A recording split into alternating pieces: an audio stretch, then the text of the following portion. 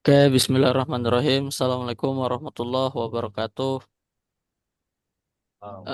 Eh, Perkenalkan, kita dari kelompok 2 akan mempresentasikan terkait proyek tugas pembuatan aplikasi backend menggunakan Flash dan API. Di sini saya ada Ahmad Ridho dari Informatika. Ada Syafiq Baik, Mustafa dari Teknologi Informasi. saya Rafli Sitaununata dari Teknologi Informasi. Nah, langsung saja kita mulai untuk presentasinya.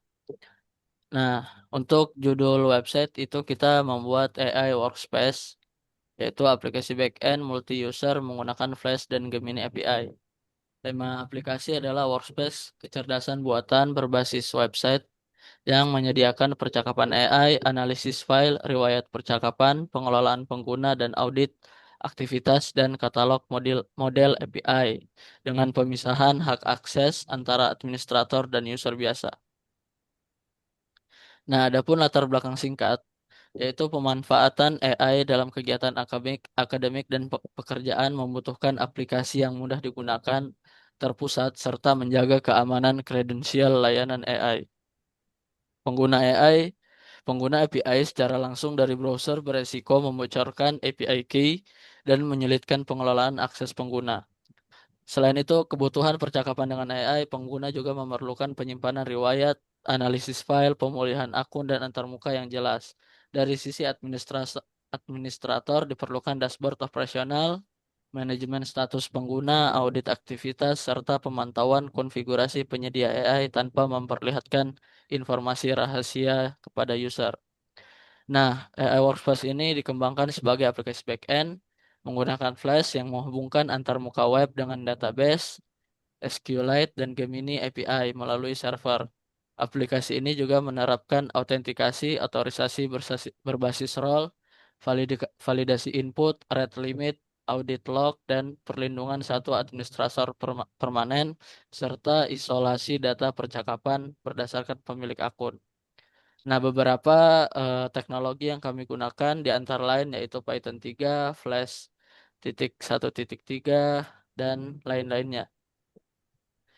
Nah, adapun API yang kami gunakan, yang pertama ada API eksternal, yaitu aplikasi menggunakan Google Gemini API melalui backend. Yang berfungsi utama untuk digunakan adalah mengenerate konten atau percakapan dan analisis file, serta pengambilan katalog model untuk halaman data API milik administrator. API key disimpan pada environment server dan tidak pernah ditulis di HTML atau dikirim ke browser. Yang kedua ada REST API internal. Frontend berkomunikasi dengan Flash menggunakan REST API berbentuk JSON. Endpoint dikelompokkan ke dalam blueprint, autentikasi AI, dan administrasi.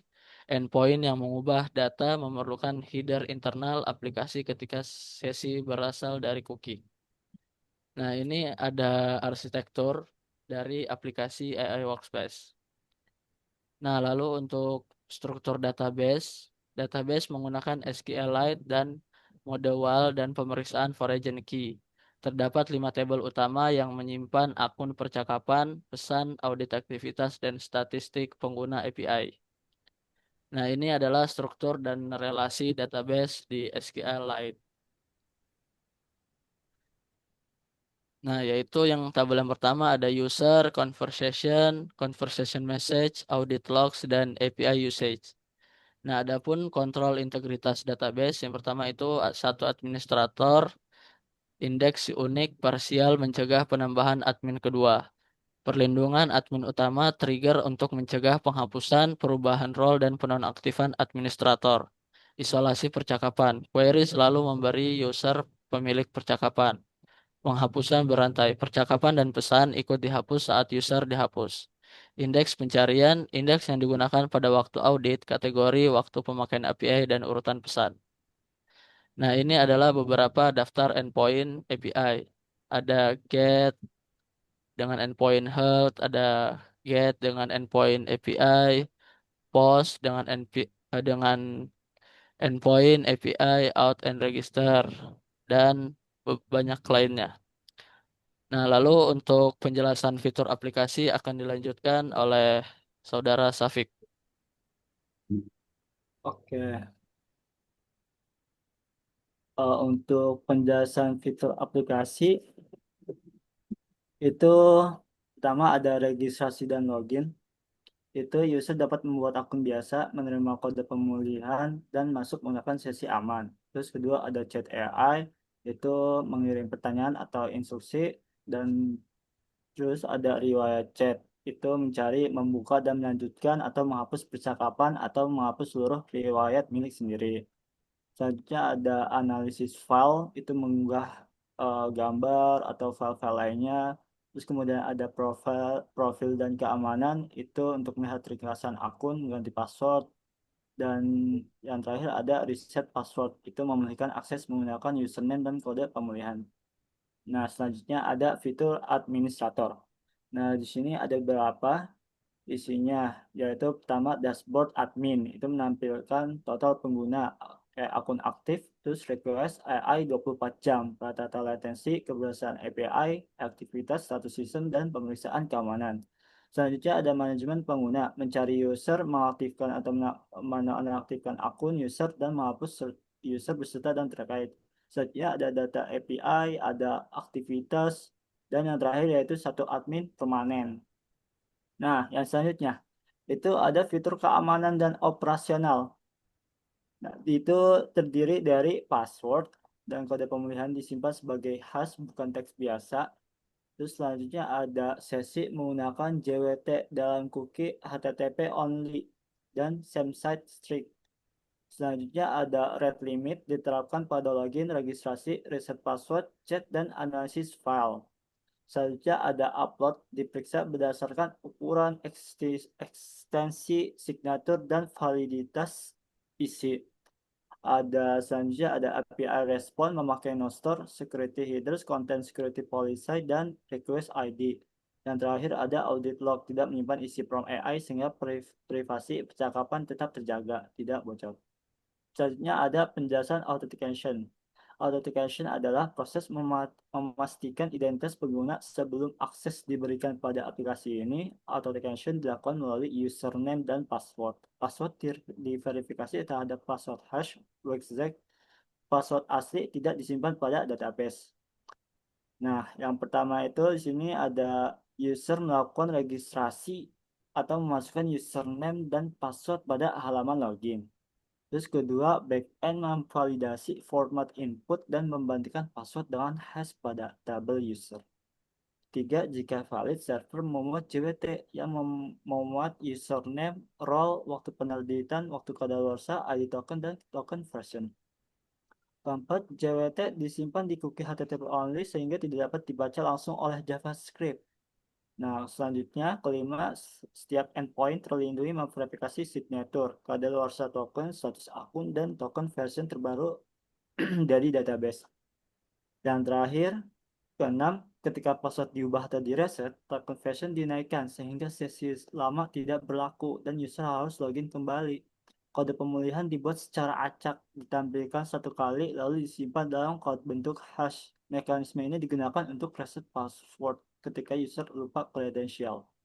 Nah, selanjutnya ada penjelasan authorization.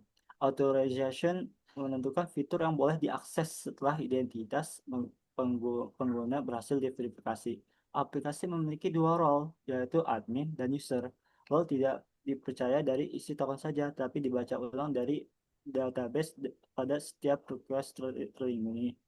Nah, di sini ada beberapa fiturnya dari chat AI, reward analysis file profile, terus ada dashboard admin, ada manajemen pengguna, ada data katalog API, ada audit aktivitas, ada mengubah role menjadi admin, dan yang terakhir membaca percakapan user lain. Nah, dekorator token token require allow roles itu menolak request tanpa sesi dengan status 401 dan menolak role yang tidak sesuai dengan status 403. Require percakapan 3 juga menyertakan user ID pemilik sehingga ID percakapan yang dimanipulasi tidak dapat digunakan untuk membaca data akun lain. Selanjutnya ada penjelasan validation. Di situ objeknya ada beberapa, yaitu username, password, from AI, ID percakapan, upload, JSON atau teks, aksi admin, dan konfigurasi, yang dimana ada aturan validasi tersendiri. Oke, untuk validasi dilakukan pada dua lapisan, yaitu front end memberikan batas awal melalui atribut input dan pesan yang mudah dipahami, sedangkan back end yang kedua itu tetap melakukan validasi ulang agar request yang dimanipulasi tidak dapat melewati aturan. Nah, selanjutnya untuk penjelasan error handling. Error handling dibuat konsisten dalam format JSON dan pesan UI. Kesalahan umum tidak memaparkan stack trace, kredensial, atau alamat teknis penyedia AI. Setiap respon juga dapat memiliki request ID untuk membantu penulisan log. Nah, statusnya di sini ada beberapa dari 400 bad request, 401 unauthorized, 403 forbidden, 404 not found, 409 conflict, dan lainnya. Nah, kesalahan dari penyedia AI dipetakan menjadi pesan seperti kuota tercapai, model tidak tersedia, timeout, atau gangguan koneksi. Dan demikian, user memperoleh informasi tindakan yang dilakukan tanpa melihat detail sensitif. Ah, untuk selanjutnya ada penjelasan middleware. Yang pertama itu out middleware, itu mengambil token dari header, bearer atau cookie, memverifikasi JWT, membaca ulang user dari database, memeriksa status akun dan role, serta memvalidasi header request mutasi. Yang kedua ada log middleware, membuat request ID, menulis log berotasi, menambahkan security headers, menonaktifkan chat, endpoint API, dan menyediakan handler. Di situ ada 4.400, 400, 404, dan 4013, dan 500. Selanjutnya ada rate limiter, itu membatasi request AI per kombinasi username dan IP dalam jendela 1 menit, serta mengirim rate after saat batas tercapai. Terus terakhir ada uh, CORS atau course dan proxy fix. Itu course hanya aktif untuk origin terpercaya yang disebutkan, sedangkan proxy fix digunakan apabila aplikasi berada di belakang reverse proxy. Nah, cara menjalankan aplikasinya. Sini ada beberapa tahap. Yang pertama itu instalasi dilakukan secara manual pada Linux file fan, dan dari komputer lain sebaiknya dihapus dan dibuat ulang agar dependensi sesuai dengan sistem yang digunakan. Di sini ada beberapa kode ya. Nah, selanjutnya di sini aplikasi setelah mengikuti tersebut, aplikasi dapat dibuka melalui browser desktop pada host dan port yang dikonfigurasi. Sebelum dipublikasikan, administrator wajib menggunakan secret yang kuat, HTTPS, cookies secure, permission file terbatas, dan API key yang valid. Nah, selanjutnya di sini ada pembagian tugas setiap anggota kelompok ya. Yang pertama ada Refli Setiawan. Di sini beliau tugasnya pengembangan root flash untuk fitur AI, integrasi provider, API, chat, analisis file, dan pengujian komunikasi API. Nah, untuk saya, Syafiq Musafa, di sini tugas saya yaitu perancangan database SQLite, terus authentication, authorization, validasi, middleware keamanan, dan manajemen sesi. Untuk terakhir, beliau Ahmad Ridho ya, itu tugasnya pengembangan antarmuka HTML, CSS, JavaScript, dashboard, dan halaman user, pengujian UI atau UX, screenshot, serta dokumentasi laporan. Nah, untuk pengujian aplikasi, pengujian smoke test dijalankan menggunakan unit test. 3 kelompok pengujian berhasil tanpa kegagalan. Registrasi user dan isolasi riwayat, manajemen user oleh admin, dan pelindungan role, serta penolakan admin kedua pada tingkat database. Nah, di sini ada beberapa skenario ya. Dan di sini ada beberapa screenshot. Ya, dari beberapa itu di sini terlihat ya, ada masuk ke aplikasinya, login gitu ya, login, halaman login. Dan untuk selanjutnya lagi ada daftar daftar user. Jadi membuat akun baru gitu kan, registrasi. Terus selanjutnya lagi ada daftar lagi di sini yang mana tuh eh ketika sudah membuat, dan di sini ketika sudah membuat maka dia akan apa ya, masuk lagi untuk masuk ke aplikasi webnya gitu. Setelah daftar registrasi berhasil, nanti masuk lagi, disuruh masuk lagi. Nah, di sini baru ketika misalnya password lupa atau semacamnya, dia bisa memakai kode pemulihan gitu untuk si user ini tersebut. Nah, ini untuk screenshot bagian dalamnya chat AI-nya. Selanjutnya ada isiannya. Di sini kita berhasil menjalankan chat AI tersebut ya, dan responnya baik. Dan ada selanjutnya lagi di sini eh error handling ya pada credential login yang salah. Jadi seperti apa, mirip yang sebelumnya. Dan di sini ada dashboardnya, halaman utama dashboard admin. Di sini isi-isinya. Jadi admin tuh bisa melihat ya. Nah, terus selanjutnya ada screenshot untuk data API-nya. Ya, kita memakai 3 data API atau bisa juga kita memakai yang lain. Tergantung apa adminnya ingin memakai API yang mana. Terus penggunanya ini ada daftar pengguna sebelum perubahan data. Screenshotnya. Terus selanjutnya nah, di sini ada proses ubah data ya. Setelah status user dinonaktifkan dan notifikasi berhasil tampil ya. Jadi telah berhasil berubah. Dan ini selanjutnya ada proses hapus data user dan data terkait berhasil dihapus. Nah, kesimpulannya itu AI Workspace telah memenuhi kebutuhan aplikasi back-end menggunakan Flash dan API dengan fitur multi-user, chat AI, analisis file, penyimpanan riwayat, manajemen pengguna, audit, serta data katalog provider. Implementasi tidak hanya menampilkan data dari API, tetapi juga menerapkan authentication, authorization, validation, error handling, middleware, database, relational, dan pelindungan keamanan yang relevan.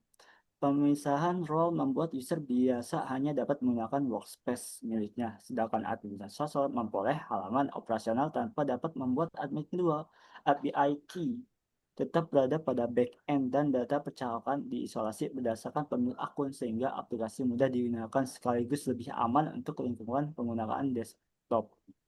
Nah, selanjutnya di sini kelompok kami akan mensimulasikan ya sebuah aplikasi web AI yang akan dilakukan oleh Rafli Setiawan Setiawan Minata. Eh, baik, saya Raffi Sutawinata akan mendemonstrasikan web app langsung ya. Kita coba pada form daftar user. Pada daftar user ini tidak bisa mendaftarkan role administrator ya.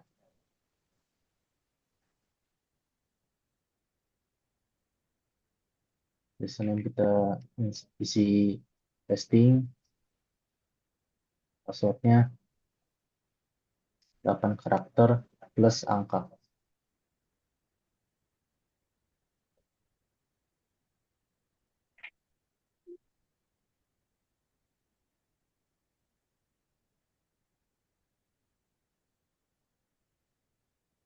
Daftar masuk. Nah, di sini kita diberi kode pemulihan. Simpan kode ini. Kode ini hanya ditampilkan saat dibuat. Salin kodenya.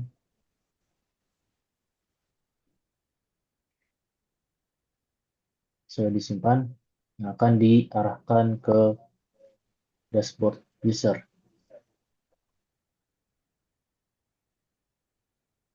Tulis percakapan atau instruksi kamu untuk memulai percakapan dengan AI.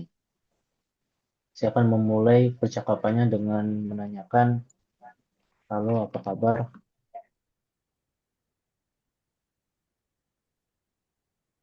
Oke, dibalas dengan baik ya. Responnya terlihat di sini dalam format millisecond.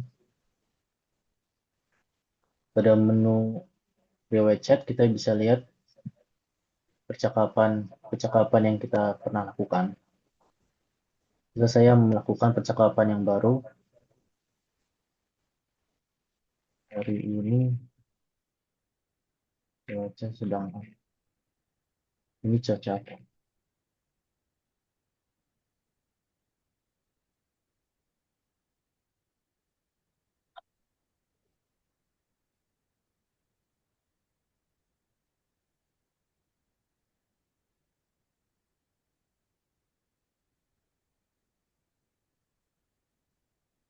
Oke, kalau misalkan layanan AI sedang mengalami gangguan, respon begitu, kita ulangi saja promnya.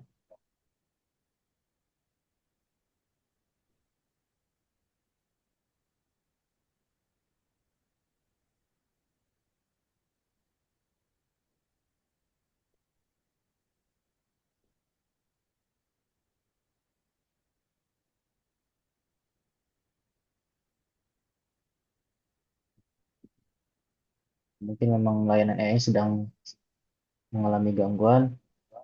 Nah, terlihat pada menu riwayat muncul ya percakapan-percakapan yang pernah dilakukan. Misal saya membuka salah satu percakapan ini, nah, terbuka, atau kita bisa menghapus percakapan yang pernah kita lakukan. Misal saya pilih ini, hapus percakapan ini secara permanen, oke, berhasil dihapus. Pada menu analisis file, kita bisa upload gambar, JSON, atau teks untuk dianalisis oleh layanan AI ini. Misal saya upload gambar hewan kelinci.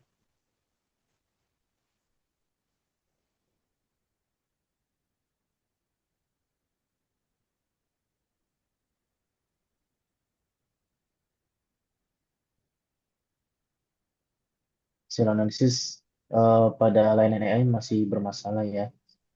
Lanjut saja pada menu berikutnya, menu akun, profil, dan keamanan. Di sini ditampilkan informasi akun,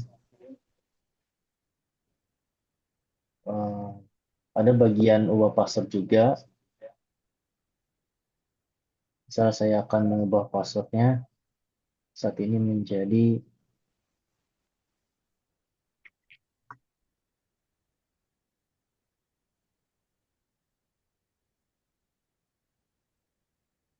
masukkan password saat ini,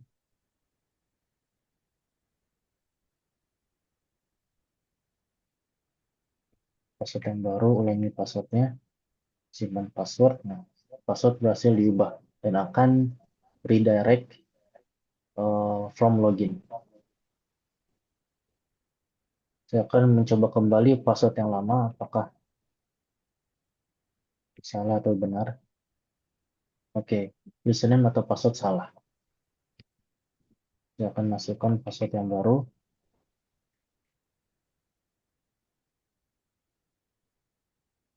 Berhasil masuk. Pada menu akun, kita juga bisa membuat kode baru ya. Seandainya kode baru sebelumnya hilang atau pernah dilihat orang lain. Dengan memasukkan password saat ini, buat akun baru, kode pemulihan akan generate yang baru.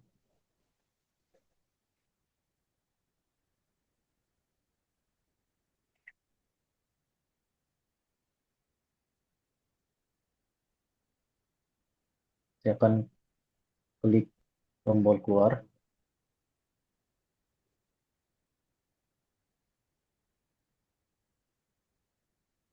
Pada menu reset password,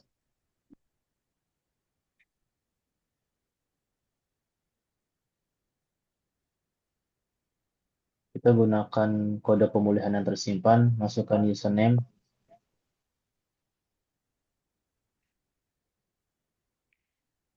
kode pemulihannya,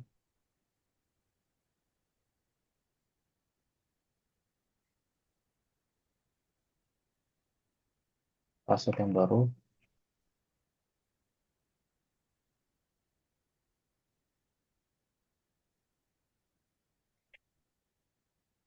dan password. Jadi perlu ada kode pemulihan.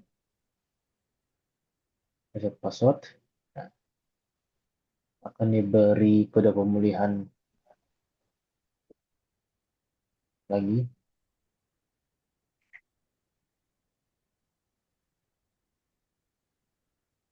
Password berhasil direset, silakan masuk dengan password baru. Selanjutnya saya akan masuk sebagai role administrator.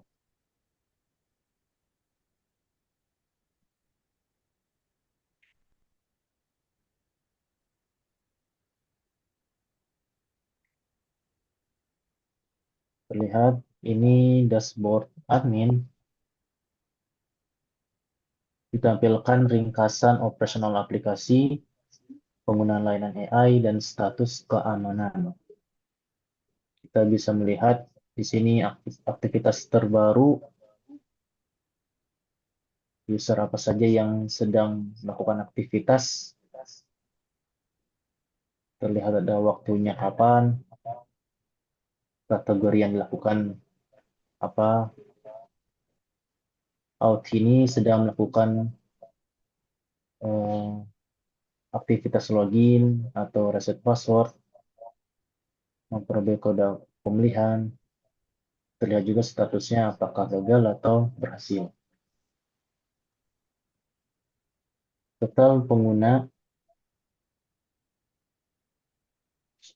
yang baru ini ada 2, pengguna aktif ada 2, request AI dalam 24 jam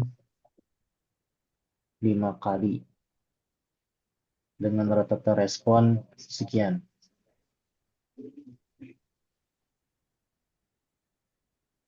Pada menu user,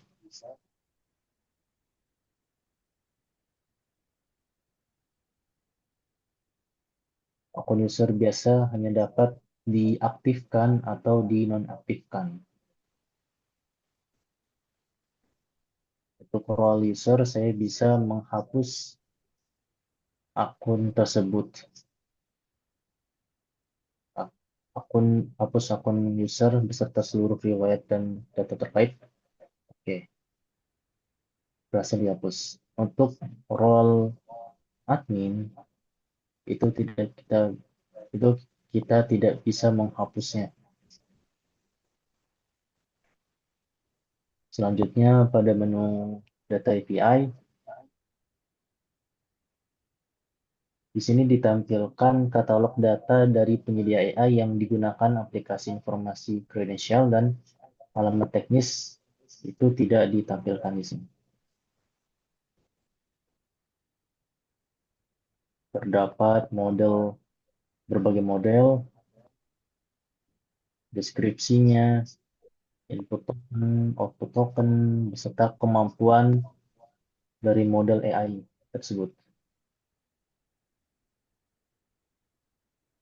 Selanjutnya pada menu aktivitas, ini catatan aktivitas penting autentikasi AI dan tindakan administrator. Sebelumnya saya sebagai role admin itu menghapus user. Nah, terlihat di sini aktivitasnya. Hapus user bernama username testing. Terlihat di sini admin menghapus seluruh riwayat, admin login berhasil.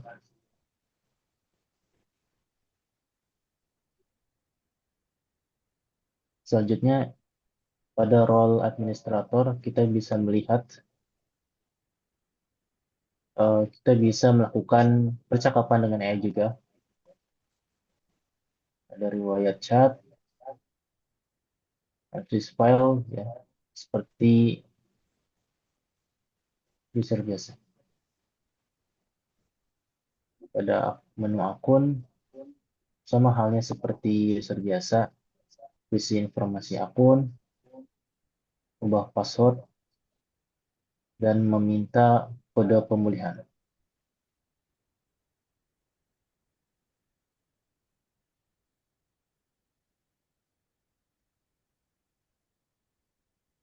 Oke. Sudah, Dok? Oke. Eh, Mungkin untuk presentasi kita dari kelompok 2 cukup sampai sini. Saya Ahmad Ridho dan teman-teman yang lain, ada Rafli dan ada juga Safik, mengucapkan terima kasih atas perhatiannya. Sekian dari kami. Wassalamualaikum warahmatullahi wabarakatuh.